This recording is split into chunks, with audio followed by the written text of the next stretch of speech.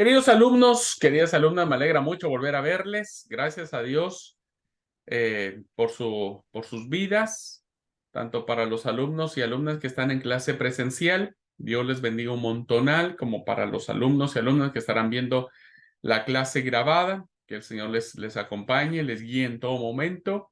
Bienvenidos a su clase de libros poéticos y o sapienciales. Hoy, martes 3 de octubre del 2023. Bueno, gracias a Dios estamos avanzando en la vida, diríamos, y en el tiempo. Muy bien, pues vamos a entrar, hermanos, a sumergirnos un poco en los distintos libros que componen esta sabiduría sapiencial. Y eh, ustedes pueden consultar, hermanos, en la plataforma tienen mucha bibliografía que subí, ¿verdad? Que ustedes pueden consultar. Es linda bibliografía sobre los distintos libros. Así que bueno, con todo gusto, siéntanse en confianza para consultar. Quiero decirles, hermanos, que tengo, creo yo, la lista definitiva de los alumnos que van a tomar la clase de poéticos y sapienciales, y yo voy a armar los grupos, hermanos, voy a armar los grupos de exposición. Así que hoy mismo los armo y estaré subiendo a la plataforma cuáles serían los grupos que estarían haciendo las exposiciones. Principalmente, vuelvo a repetir, de los temas, capítulos, versículos, etcétera, puntuales, que les voy a pedir, por favor, que puedan investigar, que puedan explicar, ¿verdad? Sí, me dice que ustedes ya habían hecho los equipos, sí, sé, pero no, voy a hacerlos, los voy a rehacer, así que si estaban contentos con los equipos que habían hecho, ya no estén tan contentos. Sí, estos serían otros equipos, serían los equipos que van a funcionar ahora en la plataforma. Esperen ver quiénes son los integrantes que van a estar en cada equipo y el libro que les va a corresponder exponer. ¿Ok? Así que yo creo que hoy, a más tardar mañana, les estaré diciendo la plataforma, cuáles son los equipos y el material con el que vamos a estar trabajando. ¿Ok? Muy bien. Vamos entonces ahora a meternos a un libro muy lindo. A ver, el listado viene porque no hemos visto el libro de Esther. Esther también va a estar dentro de esta literatura, ¿verdad? Y ya voy a explicar después Esther. Pero que es un libro maravillosísimo, pero vamos a irnos ahora con el orden del listado que tenemos en la Biblia y vamos a iniciar por el libro de Job, ¿verdad?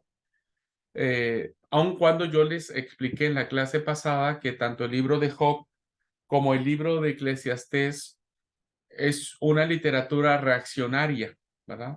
Posterior. Eso ya lo expliqué, pero nos vamos a situar, nos vamos a ajustar al orden de los libros que aparecen en el texto bíblico, ¿verdad? En el listado de nuestras Biblias. Y entonces empezaremos como en el libro de Job. Quiero presentar a la clase la propuesta que nos plantea José Luis Sicre respecto del libro de Job. Creo que es una linda propuesta que me permite compartir con ustedes en clase, pero insisto, ustedes pueden buscar otros comentarios, otras fuentes para investigar sobre el libro de Job. Pero me gusta mucho la apreciación que hace este autor en función de el,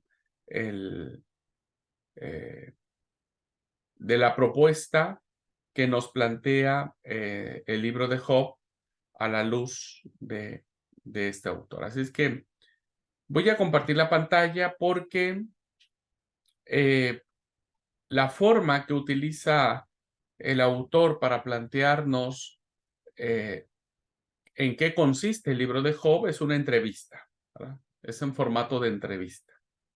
Así que vamos a ir leyéndola. Voy a compartir la pantalla y vamos a ir leyéndola un poquitito. Muy bien.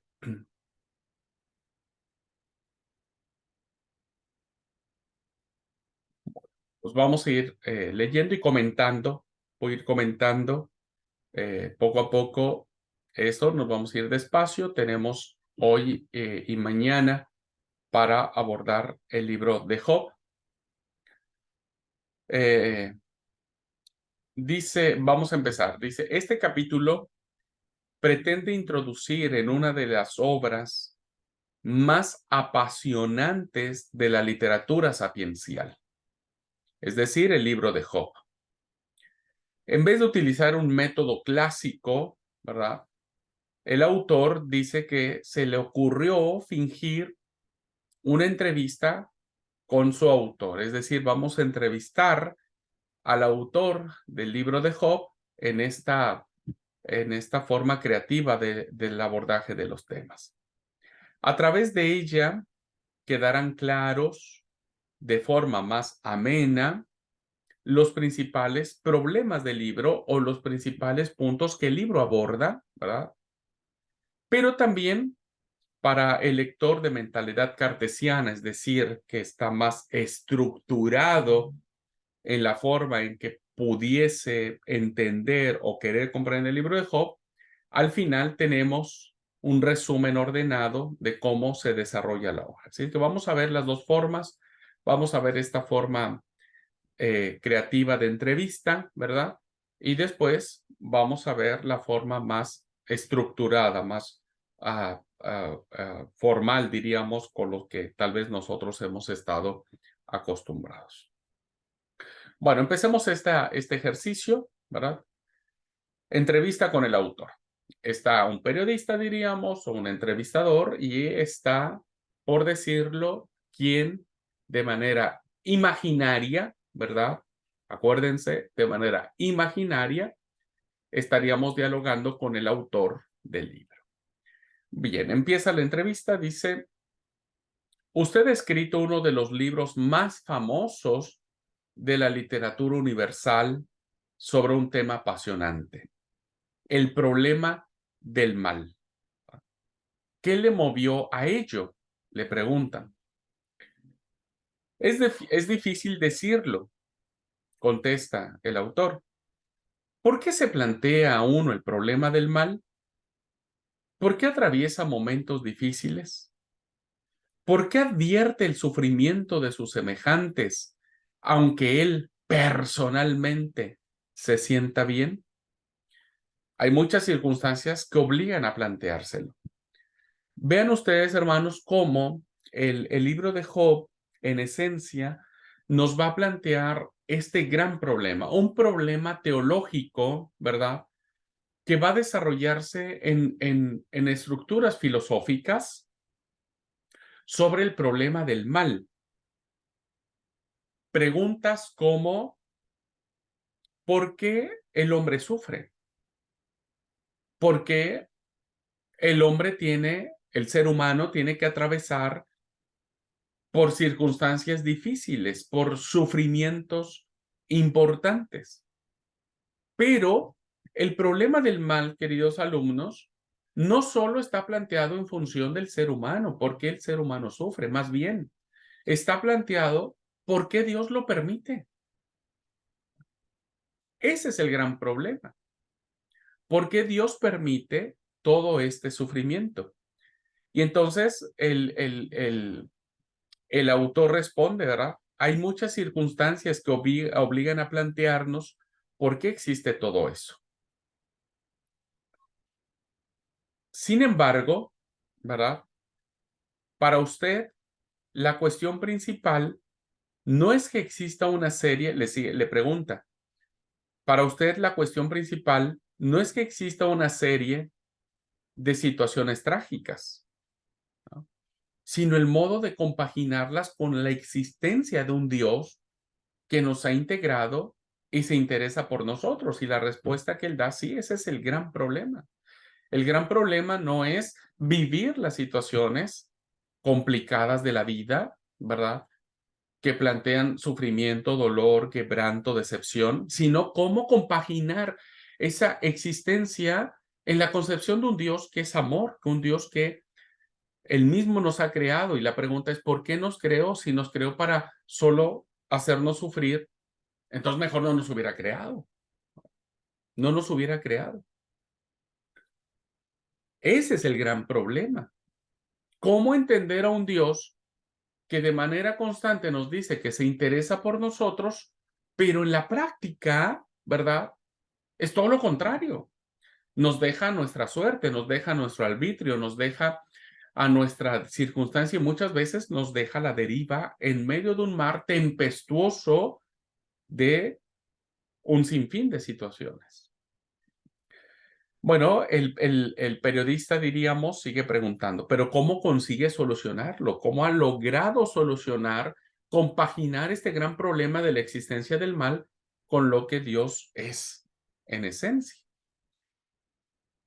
Y la respuesta es, creo que no hay quien lo solucione. Esta es una pregunta muy honesta, queridos alumnos. Es una pregunta, más bien, es una respuesta muy honesta que en términos de la fe cristiana, al parecer, es la mejor respuesta que nosotros podamos dar, ¿verdad?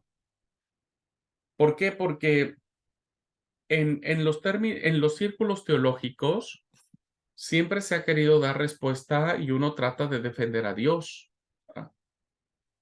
Pero como vamos a ver, el autor del libro de Job no termina de resolver este tema.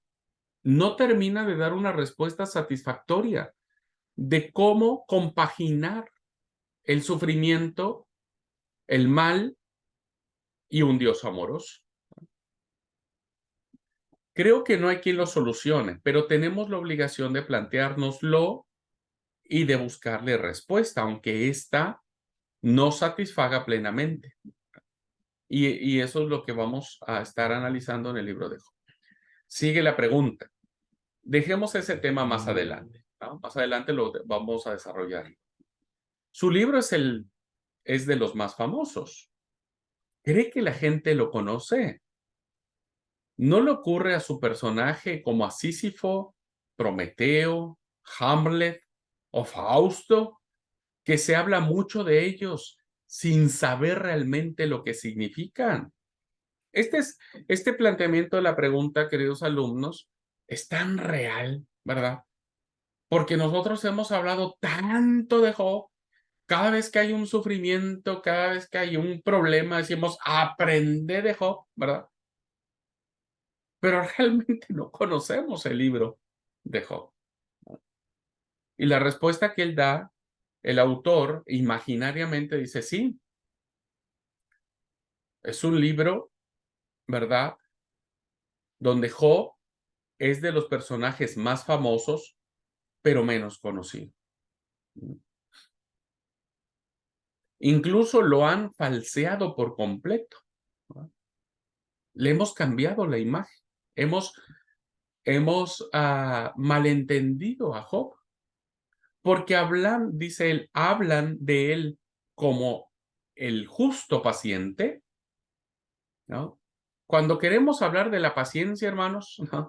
Si hay algún tema que queremos abordar sobre la paciencia, ¿a quién nos vamos? A Job, ¿verdad? Porque a Job lo hemos visto como el Job paciente, el paciente Job, el que se cayó, el que dijo, Jehová dio, Jehová quitó, sea el nombre de Jehová bendito, el que dijo, el mal recibiremos, el bien recibiremos y el mal no lo habremos de recibir. Y ante todo esto, dice el libro de Job, Job no pecó.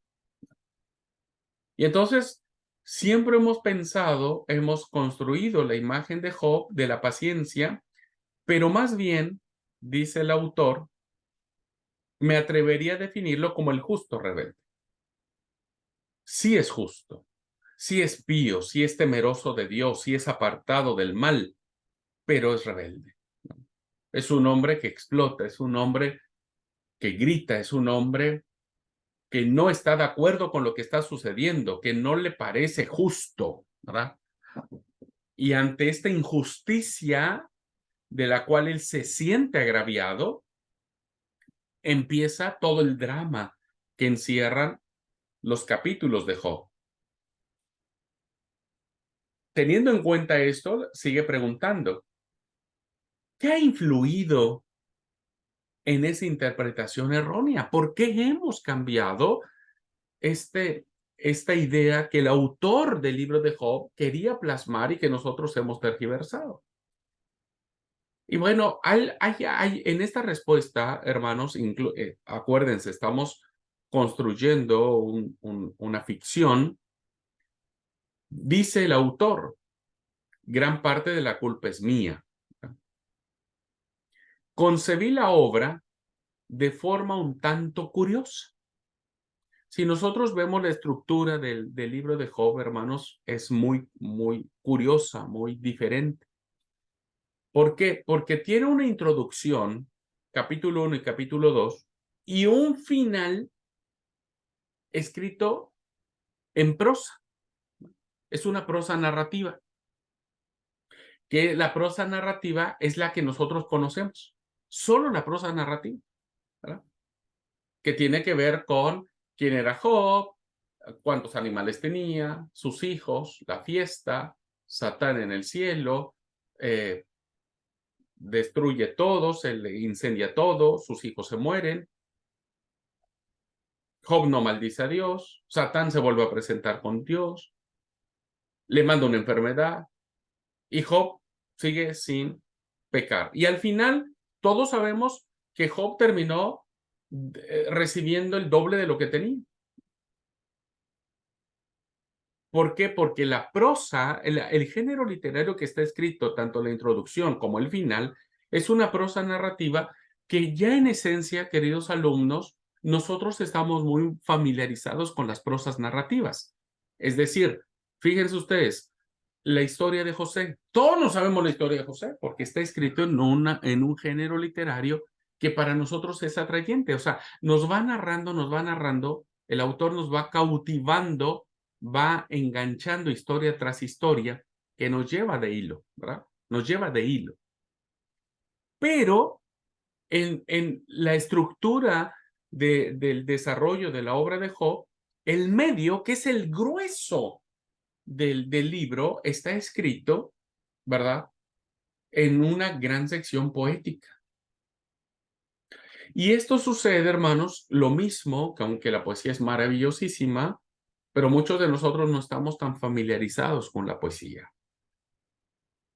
Por eso es que uno de los puntos que tenemos para no familiarizarnos con el mensaje de los profetas es que los oráculos proféticos, la mayoría de ellos están escritos en poesía, ¿verdad?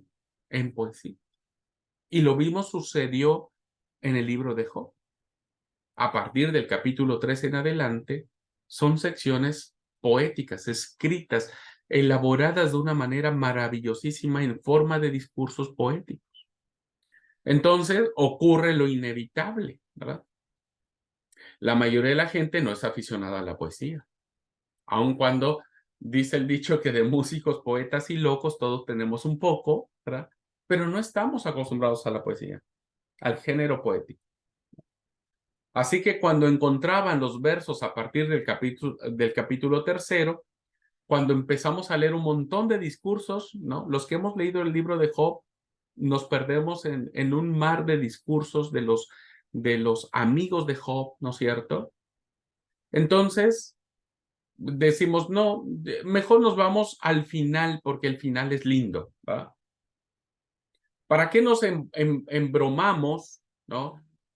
Leyendo toda la sección poética si al final sabemos cómo termina la historia? Entonces, mejor vayamos al final de la historia.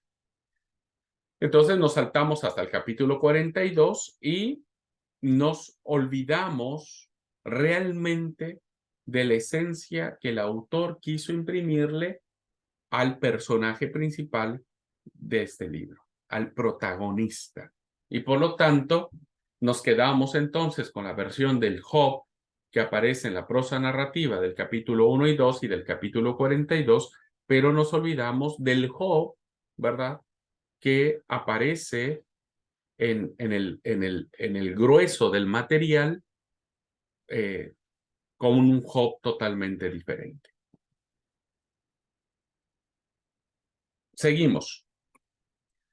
Al hablar de capítulos, se refiere a la división actual, no a la que usted concibió. Sí, efectivamente, resulta más cómodo para los lectores de su entrevista que nos atengamos a la división actual. ¿Por qué, hermanos? Porque evidentemente ustedes saben que cuando se escribió la obra de Job, no se escribió en capítulos ni en versículos. El capitulado de la Biblia, hermanos, si no mal recuerdo, fue en 1200 y algo, y el versiculado en 1500 y algo, ¿verdad? De la era cristiana. Así que las obras bíblicas se escribieron de corrido. Sí, a veces, muchas veces, o en todas las veces, sin signos de puntuación, sin acentuaciones, ni nada. Y además eran consonánticas las obras, ¿no? Entonces, para efectos de nuestro entendimiento, pues hablamos del capítulo 1 y 2 y el capítulo 42, aun cuando la obra original no tiene capítulos, ¿verdad? No tiene versículos. Seguimos. Dice que el prólogo y el epílogo, es decir, el inicio, capítulo 1, capítulo 2, capítulo 42, dan una imagen distinta de la que aparece en la sección poética. ¿No le parece extraño? Esto es muy interesante, hermanos, fíjense, porque no nos hemos percatado de esto. ¿Por qué el autor nos plantea, verdad, dos, dos modelos, diríamos? Desde un principio tendría que poner a Job gritando desde el momento en que le avisan que sus camellos, que sus ovejas, que sus criados, que sus hijos, todos se murieron. Desde ese momento, el autor tendría que poner a Job en un grito, en un enojo, pero no lo pone. Porque hay una imagen distinta de un Job que aparece en el prólogo, que aparece en el epílogo, pero muy diferente al que aparece en la sección poética. Y la respuesta que se da, que me parece interesante, insisto, en esta entrevista imaginaria, la respuesta dice, ahí radica la ironía de la obra. Esto es muy interesante, ¿verdad? Porque la obra como género sapiencial, acuérdense, hermanos, estamos en un género sapiencial, ojo, ¿eh? Aquí necesitamos meterle toda la impronta y sabiduría que podamos tener. La obra es irónica en sí misma. La ironía es un recurso maravilloso de enseñanza, ¿no? No nos gusta, hay gente que es re irónica, yo no puedo ser irónico, pero hay gente que la ironía produce enseñanza, ¿verdad? ¿Dónde está la ironía? Dice, el Job paciente que acepte el sufrimiento, que no habla mal de Dios cuando lo pierde todo, termina transformándose en un personaje rebelde, sarcástico e incluso blasfemo. Esto es lo irónico, no solo de la obra en sí misma, queridos alumnos, ¿no es cierto? Sino es la ironía de la vida. La ironía de la vida. La obra de Job está reflejando la ironía de la vida. ¿Por qué? Porque la vida cristiana, en esta ironía de la vida, empieza siendo buena, placentera, maravillosa. Pero en muchos casos, ¿no? Y en muchas experiencias, termina en un caos, en una desesperación, en una angustia, en donde los más piadosos se convierten en los más uh, eh, señaladores o juzgadores de Dios. Es lo que le pasa a Job y es lo que nos pasa a todos. Y es lo que le ha pasado a la humanidad entera a partir de la vida misma, ¿no? Esta es la ironía de la obra y esto es lo maravilloso de la literatura sapiencial. Nos muestra que no siempre nuestra vida está en color de rosa, sino que tarde que temprano entra en la crisis, en el caos. Entramos en una espiral de sufrimiento donde, como decimos, hay un dicho popular que dice que nos llueve sobre mojado. Sigue la pregunta, pero al final acaba igual que empezó. O sea, termina humillándose con Dios, es decir, empieza enojado, empieza paciente, diríamos, cambia, desemboca en un grito, pero termina humillándose ante Dios. Pero fíjense lo interesante de esto. Aquí está lo interesante. Uno dice, termina humillándose ante Dios, pero vean, dice, esta es una interpretación muy superficial. Y dijimos, ay, bueno, y la obra terminó y Job lo único que tenía que hacer es aguantarse un poquitito, ¿viste? Y al final Dios le iba a dar todo. Esta mentalidad, queridos alumnos, la seguimos teniendo nosotros, porque desconocemos la obra de Job. Siempre decimos, aguantate, aguantate, mira lo que le pasó a Job. Él se aguantó y al final Dios le dio mucho más. No, ojo con esto, no es la intención de la obra, ¿verdad? La humildad de Job al final de la obra es muy distinta de la que manifiesta al comienzo. Hay un cambio radical, que ese es en esencia el propósito del autor de la obra. El autor de la obra no está diciendo, mira, aguantate, ¿verdad? Agachate, no hables, aguantate. Al final como que vendrá el premio, vendrá lo lindo de la vida. No, no, no, no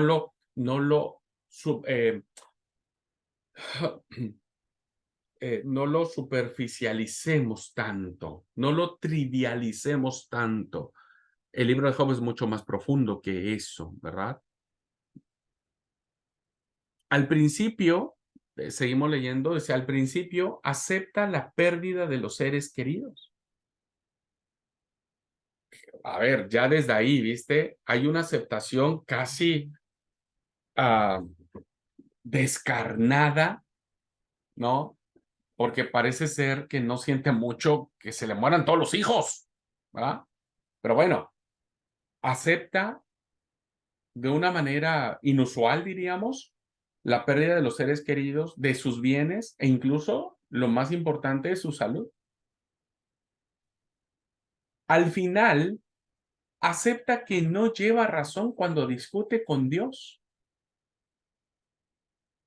Porque Job, el Job rebelde, va a discutir con él después de que le caiga la ficha, ¿verdad? Después de que le caiga la ficha, después de que pasen los días y se empiece a sentir el peso de lo que le ha sucedido, bueno, empieza a discutir con Dios. Esto supone una humildad más profunda. Esto supone un aceptamiento no trivial, sino que el aceptamiento viene de la discusión, no de la aceptación.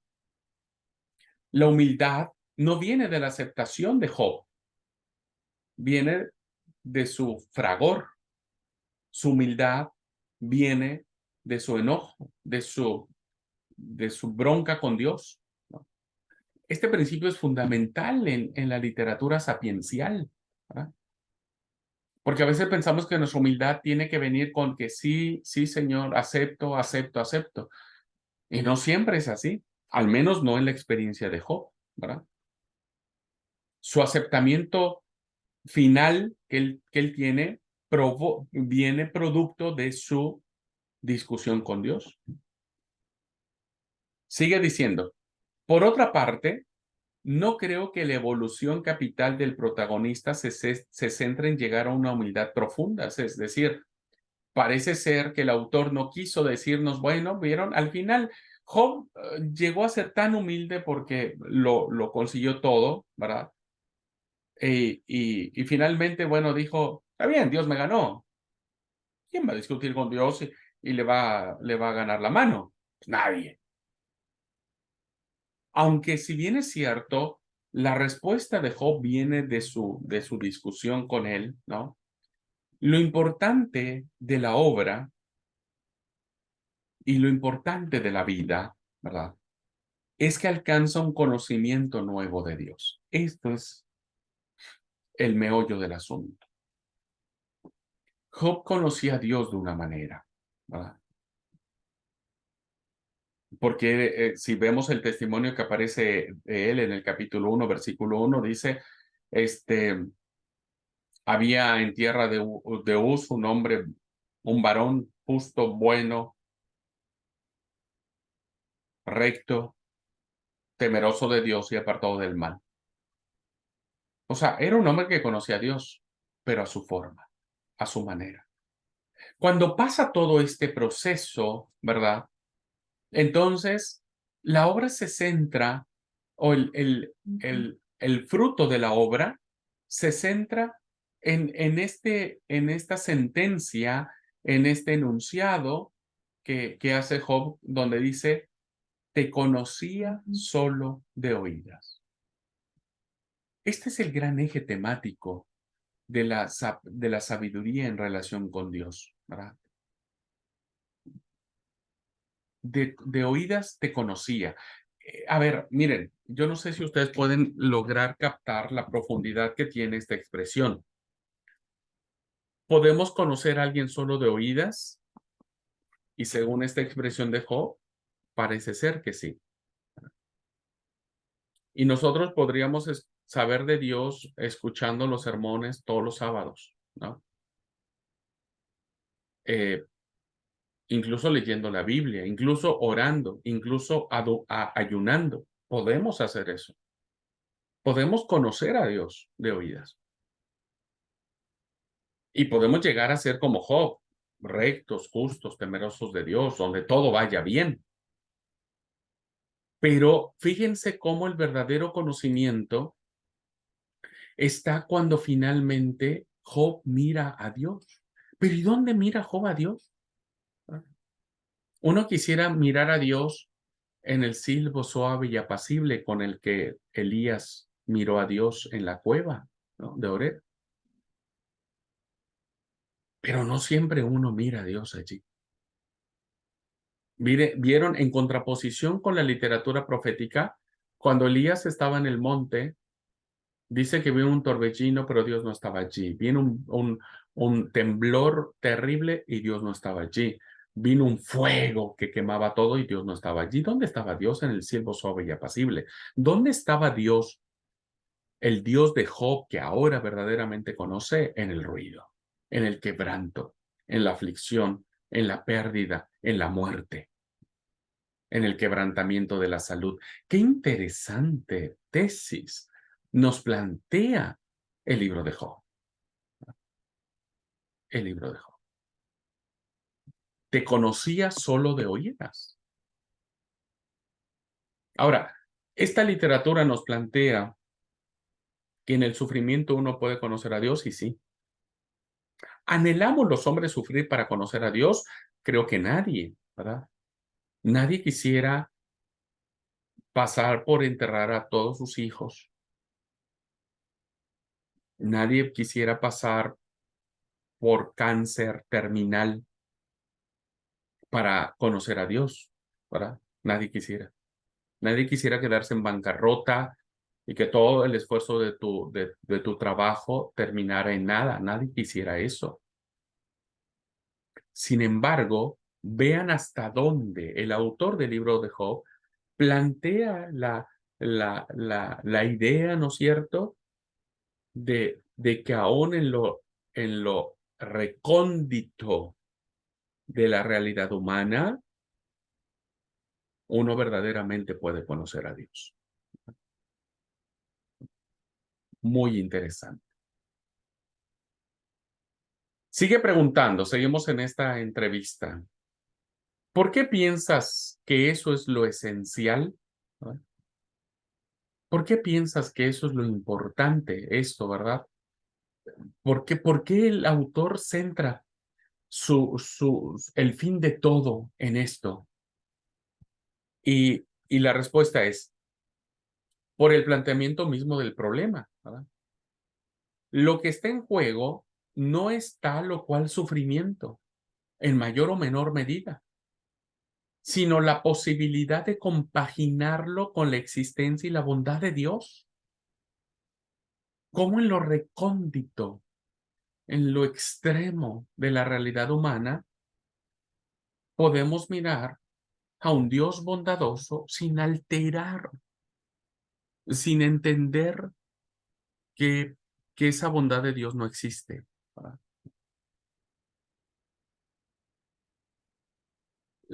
Lo que está en juego es cómo unir, hacer convivencia entre esta realidad del sufrimiento, mayor o en menor medida, ¿no es cierto?, con un Dios bondadoso.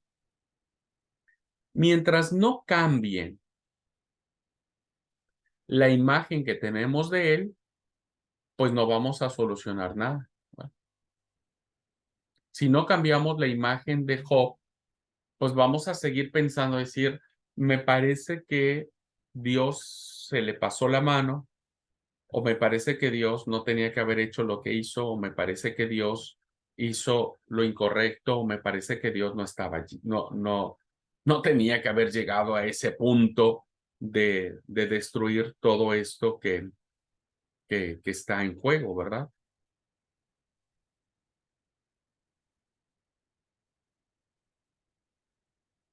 Seguimos en esta entrevista.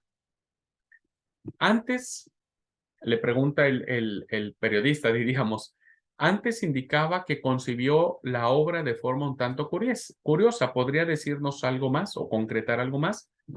Hablando un poco de la estructura que tiene la obra, queridos alumnos, debemos decir lo siguiente.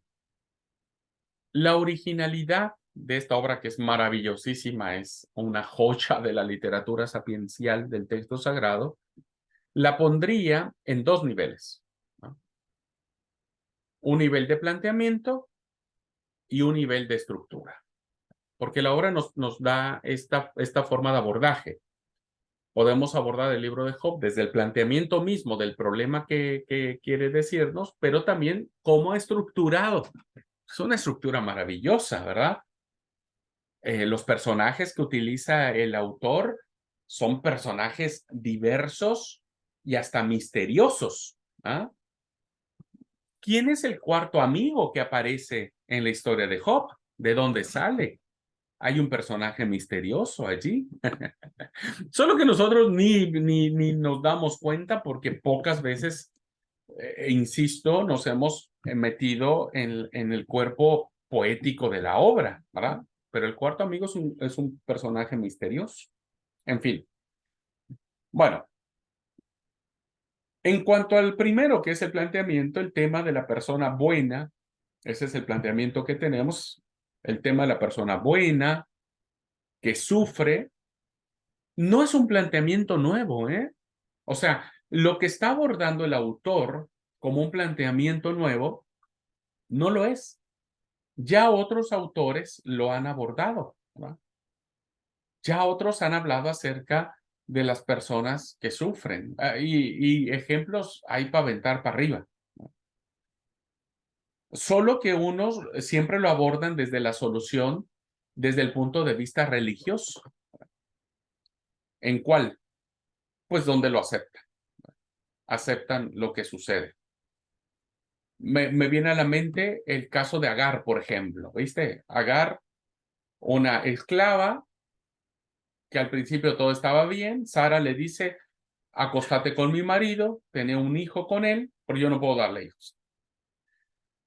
Agar concibe de parte de Abraham y es maltratada por Sara. ¿Qué es lo que sucede? Que era tanto que termina Sara pidiéndole a Abraham que la corra. Y le dice, anda, sacala, no la quiero ver porque me recuerda que yo no puedo. Entonces hay un tema del sufrimiento allí. Y entonces Agar se va, ¿viste? Sale. ¿Y qué es lo que sucede? Que cuando se va, con toda una pena por encima, el ángel de Dios le aparece, ¿viste? Y le dice, Agar, tranquila, no pasa nada, tal, ¿no? Se le aparece a Agar, Dios, y le dice, y volvete con tu ama porque el fruto que llevas en tu vientre es un hombre grande, etcétera, etcétera, le dice un montón de cosas. ¿Y qué hace Agar? Acepta, ¿verdad? Entonces, el tema del sufrimiento ya ha sido abordado desde otras eh, posturas, ¿verdad? Hablando del término bíblico. La humildad, la paciencia, la súplica aparecen como el único remedio para que los dioses devuelvan la felicidad y se supere la prueba. Y entonces aquí viene una pregunta, ¿por qué usted dice los dioses? Y entonces, recuerden ustedes, no olviden, queridos alumnos, que la sabiduría israelita dialoga con otras sabidurías. No lo olviden, la sabiduría es internacional. Y evidentemente al momento de dialogar con otras sabidurías, pues está dialogando con sabidurías politeístas. Y entonces responde, estoy hablando de obras escritas fuera de Israel, en ambientes politeístas. Que es un tema, hermanos, que también incumbe a esas sabidurías paganas, póngale ese nombre, ¿no? Paganas. Junto a esta primera postura religiosa, existe otra exclusivamente intelectual. Esto es muy interesante, ¿verdad? ¿Por qué? Porque en el relato que le estoy hablando bíblico de Agar, ¿verdad? Ella lo acepta.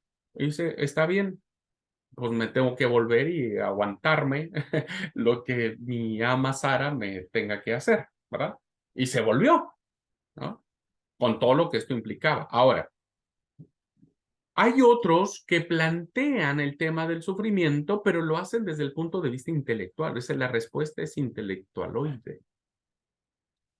¿Qué significa? ¿Verdad?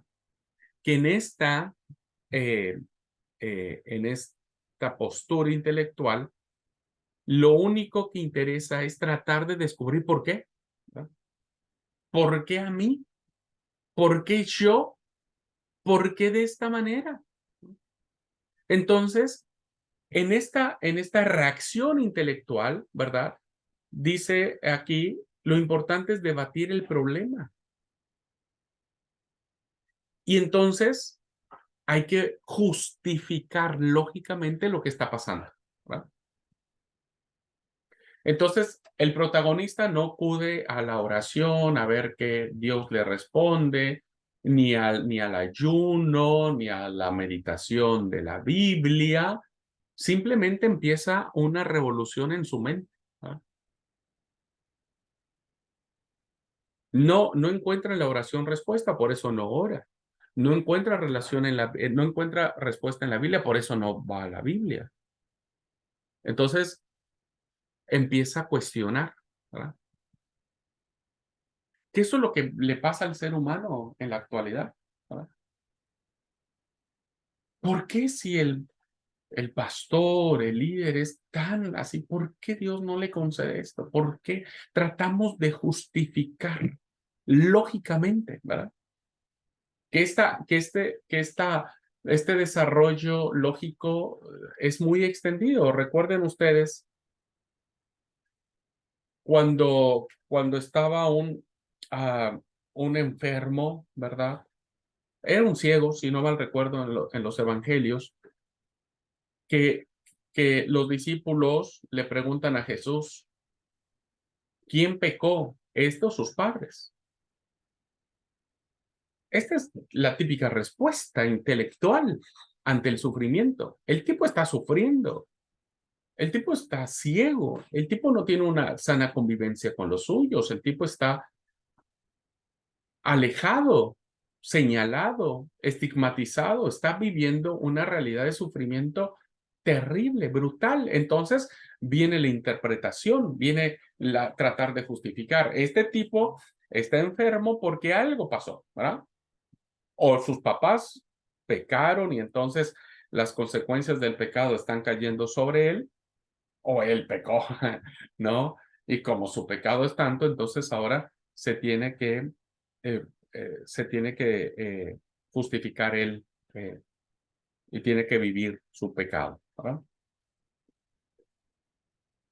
Bueno, esto lo tenemos hoy en día, ¿verdad? Cuando alguien pasa por algo, algún accidente, alguna enfermedad, eh, no tiene trabajo, se le quema el aserradero o lo despiden del trabajo o mil cosas, ¿qué es lo primero que hacemos? Pues razonamos. Ah, este le pasó esto porque no va a la iglesia, porque nunca diezmó, porque es malo, porque esto, porque el otro. Entonces relacionamos el sufrimiento con estas conductas. Lo hacemos intelectual, buscamos una razón, una lógica. Y entonces decimos, bueno, te pasó esto, perdiste a tu hijo, abortaste a tu hijo porque lo tuviste fuera del matrimonio. Entonces, este, ahí está la justificación, ¿no? Se dan cuenta entonces que el desafío que nos plantea el libro de Job es un desafío muy interesante.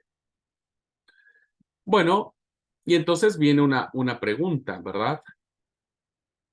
¿Con cuál de las dos posturas está más de acuerdo? ¿Con una postura más de resignación? Déjenme plantearlo en esos términos, de no cuestionar, de no decir, de decir está bien, pues acepto, ¿verdad?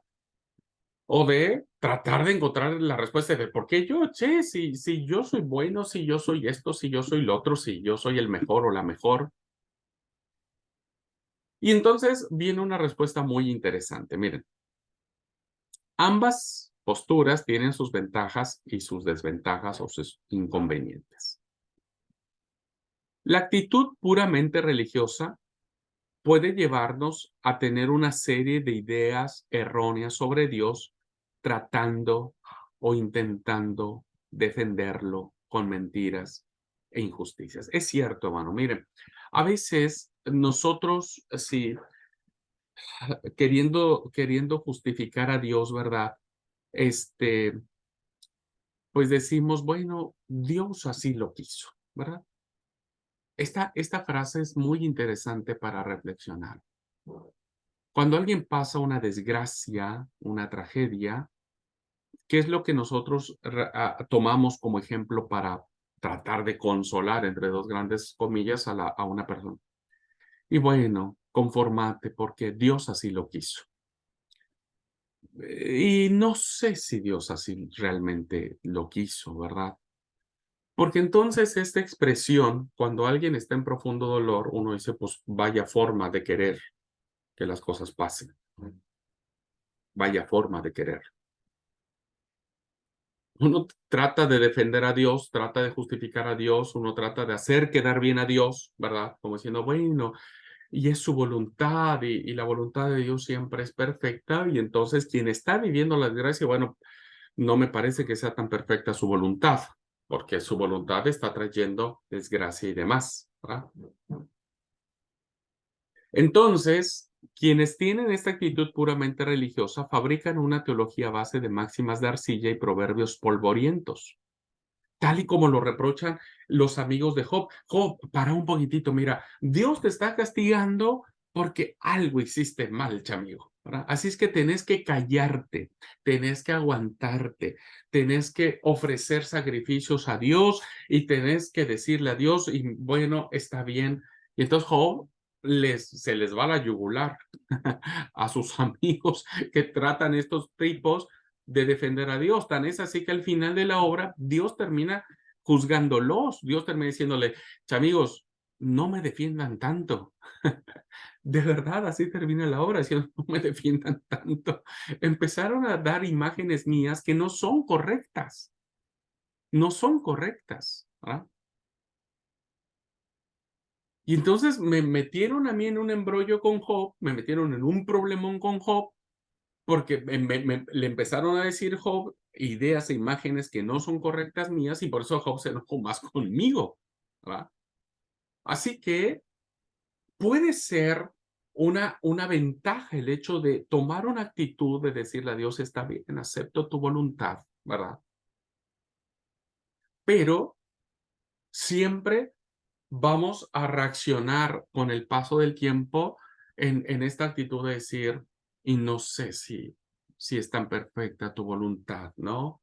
No sé si el quedarme callado y no enojarme con vos y encerrarme en mi habitación a llorar cuando todo el mundo está alegre, cuando todos pasean con sus hijos y ahora mis hijos están sepultados, están enterrados, cuando todos tienen sus negocios y tienen platas y el mío se ha quemado, me quedo en la bancarrota. Cuando todo eso sucede, ¿verdad?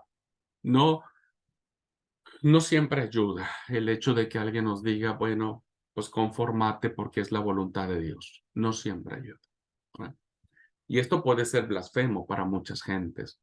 Para muchos de nosotros, para algunos de ustedes, puede decir, no, yo no, nunca voy a hacer eso con Dios. Está bien, está bien. Si ya vivieron la experiencia y lo han podido superar, está bien, pero si no han vivido la experiencia, eh, nos pasa la otra parte, ¿no es cierto? Aquí donde está el cursor. En cuanto a la postura exclusivamente intelectual, ¿verdad? Puede conducir a un desconcierto absoluto ante el problema y a un mayor pesimismo, ¿verdad? Porque entre más quieres encontrar respuestas, más te sumís en la depresión, porque decís, la pucha, che, ¿por qué a mí? ¿Verdad? ¿Por qué a mí? Y te empiezas a justificar, ¿verdad? Empiezas a decir, pero yo acepté a Jesús, a mí me dijeron que si yo me convertía a Cristo, mi vida iba a ser re linda y demás. Empiezas a tratar de justificarte y decir, pero si yo voy a la iglesia, si yo soy líder, soy consagrado, soy consagrada, ¿verdad? ¿Por qué mis hijos no van a la iglesia? ¿Por qué se apartaron? Si yo traté de darles el mejor ejemplo. Y cuanto más preguntas te haces, tratando de encontrar lógicas a los eventos que te están sucediendo, tanto más problemas te traes. Porque entonces te empiezas a decir, y a lo mejor no soy tan bueno, y a lo mejor sí soy pecador, y a lo mejor no merezco entonces que Dios me ame. Y entonces te sumís en una autovictimización, ¿verdad? Que te hace dejar de mirar a Dios, ¿verdad? Como es, como debe ser, ¿verdad? Entonces, por eso es que, si bien es cierto, la reacción lógica es tratar de encontrar respuesta, ¿verdad? Pues también es cierto que no siempre estas te ayudan, ¿verdad? Eh, y aquí quiero decir algo, y con este pensamiento nos vamos al receso. Hemos cometido una injusticia muy grande con la esposa de Job. Parece ser que la villana de la historia es la esposa de Job, ¿verdad? Y todos hemos condenado su actitud porque ante la paciencia casi heroica de Job, ¿verdad? Donde dice, el mal hemos de recibir, el bien hemos de recibir y el mal no lo hemos de recibir y ante todo esto no pecó Job. Bueno, ante esta imagen, ¿viste? Purísima de paciencia y de virtud, aparece una mujer que dice, maldice a tu Dios y morite, chamigo, ¿verdad? Pues claro que nos cae como balde de agua fría. Y uno dice, pero qué mujer tan insensata, pero mira, qué terrible esta mujer. ¿Por qué no dijo lo mismo que Job? Hermanos, sinceramente y con todo amor, cariño y con temor de Dios, creo que la única cuerda en esa historia, en ese momento de que se está narrando, es ella. Es ella. Ella realmente sí está demostrando lo que realmente es alguien de carne y hueso, que tiene sangre por las venas. Porque el Job que nos pinta la prosa narrativa del capítulo 1 y 2 parece que es un Job que no tiene sangre en las venas. Pero escúcheme un poco. ¿Por qué habremos de condenar a una mujer que también ha perdido a sus hijos? Que ella los llevó en su vientre, que ella los parió, que ella le dolió tenerlos, criarlos. ¿Por qué hemos dejado a un lado el sentimiento de una mujer que no está recibiendo el apoyo de su esposo? Que el esposo, como todo hombre, ¿viste? Los hombres somos así de que, ay, nos duele la pestaña y sentimos que nos morimos, ¿verdad? Y queremos toda la atención para nosotros y queremos que nuestra esposa nos cocine, nos haga una sopita, nos alcance el medicamento, etcétera, etcétera. ¿Por qué hemos de juzgar a una mujer que no está recibiendo ni el apoyo, ni el consuelo, ni el abrazo de su esposo? Y que ella está gritando en su dolor y que está mirando a un hombre, ¿viste? Que dice, pero ¿por qué vos estás en esta situación, ¿no? De que parece ser que ni nada de esto te mueve un pelo, ¿verdad? Pero yo sé que dentro de vos estás queriendo gritar. Bueno, hacelo, ¿verdad? Hacelo. Maldice a tu Dios y morite y deja ya esta actitud, ¿verdad? De pensar que vos no vas a decir nada cuando yo te conozco y sé que vas a decir un montón de cosas. Realmente, hermanos, deberíamos reinterpretar y revalorar la actitud de la esposa de Job, ¿no es cierto? Y sacarla de este estigma que la hemos colocado, porque realmente esta mujer está reflejando lo que Job va a decir después, ¿no? Cuando Job está después de 7 días de silencio, que el 7 es un símbolo, es un simbolismo que maneja el libro de Job, termina gritando, ¿verdad? O sea, lo que le dijo la mujer termina haciéndolo, ¿verdad? Maldito sea el día en que se dijo varón ha sido concebido. Para mí era mejor morirme, ¿no? Pues, ahí está. Ah, pero nadie condena a Job. No, ahí sí nadie condena a Job. Ahí sí ya todos entendemos a Job. Pero creo que la mujer de Job es una mujer valiente, es una mujer que encara el sufrimiento de una manera diferente, como todas las mujeres, ¿verdad? Los hombres siempre nos deprimimos más fácilmente, la mujer no, la mujer es más luchona, la mujer es más decir, pero para, vamos a salir adelante, ¿no? Tiene esta impronta mucho más grande que el hombre.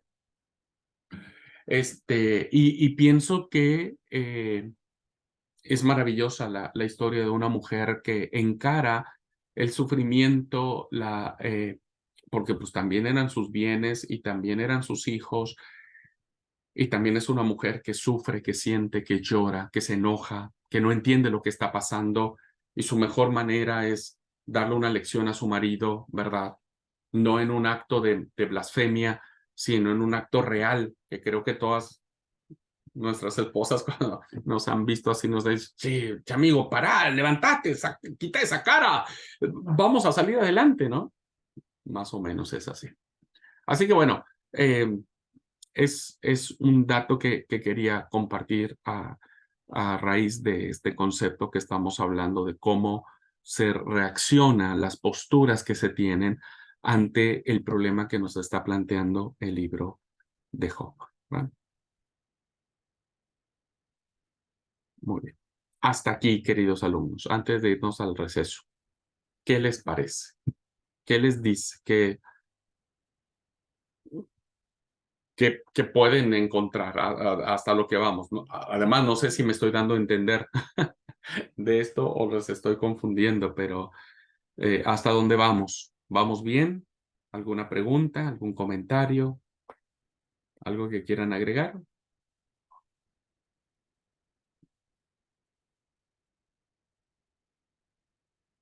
¿No? Bueno, sí, confío de que vayamos bien. Este, vamos al receso, vamos a tomar 10 minutitos de receso y volvemos a la clase. ¿Ok?